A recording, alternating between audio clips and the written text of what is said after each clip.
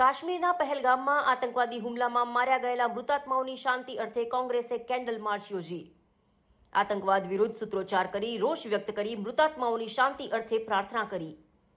કાશ્મીરના પહેલગામમાં થયેલ આતંકવાદી હુમલામાં મૃત્યુ પામેલા નિર્દોષ ભારતીયોને શ્રદ્ધાંજલિ આપવા માટે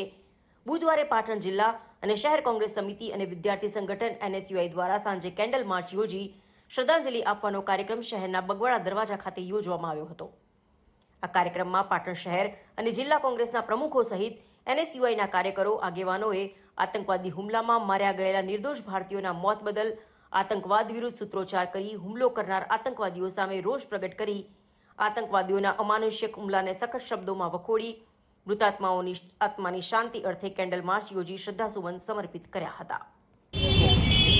પહેલગામમાં પૂર્વક જે આતંકવાદીઓએ હુમલો કર્યો અને નિર્દોષ પર્યટકોના જીવ ગયા છે એ તમામ મૃતકોને પાટણ શહેર કોંગ્રેસ પ્રમુખ તરીકે પાટણ શહેર કોંગ્રેસ પ્રમુખ તેમજ NSUI જિલ્લા NSUI ટીમ દ્વારા અમે શ્રદ્ધાંજલિ પાઠવીએ છીએ અને આ પૂર્વક જે આતંકવાદી કૃત્ય કર્યું છે એમના કડકમાં કડક સજા થાય અને જો પુલવામા હુમલામાં ખરેખર તપાસ થઈ હોત અને આતંકવાદીઓને પકડીને સજા આપી હોત તો આવા હુમલાઓ ફરી ના થયા હોત અને નિર્દોષ લોકોના જીવ પણ ના ગયા હોત। અમે આ સમયે શ્રદ્ધાંજલિ આપીએ છીએ તમામ મૃતક પરિવારોને અને જે લોકો ઘાયલ થયા છે એમને મા જગદંબા ઝડપમાં ઝડપી સાજા કરે અને એ પરિવાર સાથે હળીમળીને રહે એવી પ્રાર્થના કરીએ છીએ। ભારત માતા કી જય।